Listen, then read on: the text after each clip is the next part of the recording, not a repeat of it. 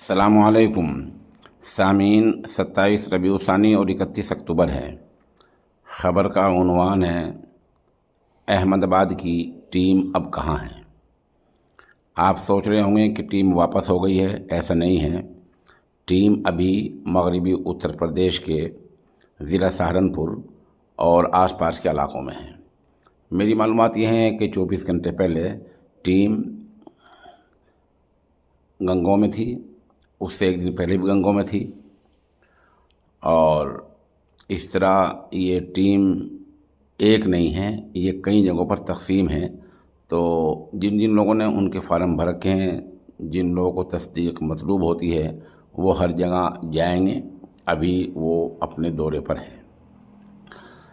मैंने उनसे गुजारिश की थी, दरअसल आपके इल्म में है कि तकरीबन 3-4 साल पहले तक ये लोग यानी अहमदाबाद वाले साल के दरमियान में एक तस्दीक दिया करते थे। ये तस्दीक भी 25 दिन या 1 महीने के लिए हुआ करती थी। इससे उन लोगों को फ़ायदा हो जाया करता था जो कमज़ोरी की वजह से या किसी बीमारी की वजह से, ज़ौफ़ की वजह से बूढ़े हैं, जो माह मुबारक में सफ़र नहीं कर सकते।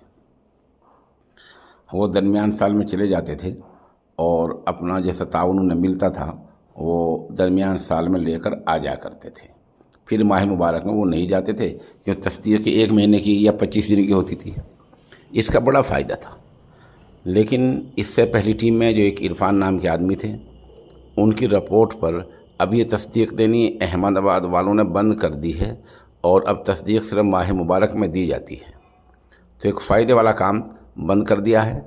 तो मैं पहले ये बात कह रहा था कि अहमदाबाद वालों की जो शराइत हैं, जिस तरह की शराइत थोपी हैं, उनका दीन से या फितरत से, शरीयत से सिरे से कोई ताल्लुक़ नहीं है। 2 शर्तें ऐसी हैं, साल के दरमियान में तस्दीक न देना, और वो जो बैरूनी बच्चे 70 की कैद लगा रखी है, वो इससे भी बदतरीन कैद है। इस सिलसिले में इस नामनगार ने 72 घंटे पहले अहमदाबाद वालों के फ़ोन पर पैगाम भेजा था कि क्या आप वो साल के दरमियान वाली तस्दीक जारी करेंगे। उनको ये भी लिखा था कि शाम तक आपके जवाब का इंतज़ार रहेगा, लेकिन आज 3 दिन हो गए हैं, उनका कोई जवाब नहीं आया और उन्होंने मेरा पैगाम देख भी लिया है। बहरहाल वो जाने जैसा बेहतर समझें। इसमें एक बड़ा सवाल है, जब कोई काम इफ़ादे आम के लिए किया जा रहा है तो आखिर इफ़ादे आम की शर्तें क्यों नहीं लागू होती, और जो शर्तें इफ़ादे आम के ख़िलाफ़ हैं उनको क्यों नहीं हटाया जाता। दरमियान साल की जहाँ तक मैं बात कर रहा हूँ, उसकी एक बड़ी वजह यह है कि जब बूढ़े लोग, ज़ईफ़ लोग रमज़ान में जाते हैं तो वो रोज़े नहीं रख पाते। शरई उज़्र होता है, लेकिन वो खाएं कहाँ से। वो दिन में होटल पर खाते हैं तो बदनामी होते हैं, ये मौलवी रोज़े नहीं रखते हैं, ये चंदा करने आते हैं, ये खाना खा रहे हैं, इस तरह बदनामी होती है। उससे बचने के लिए वो साल के दरमियान में चले जाया करते थे। और ये एक बड़ा उज़्र है जो शरई उज़्र है, उनको ताउन कुछ हो जाया करता था। अब वो 5 साल से बंद है। दूसरे के अगर कोई उनके जानने वाले हैं या कोई उन्हें समझाने वाला है या गुजरात की राय आम्मा है, तो उनको ये बताए कि किसी मदरसे के ताउन के लिए 70 दारुल इक़ामे की बच्चों की कैद लगाना यह गैर शरई कैद है। इसका इस्लाम मज़हब से, शरीयत से, फितरत से कोई लेना देना नहीं है।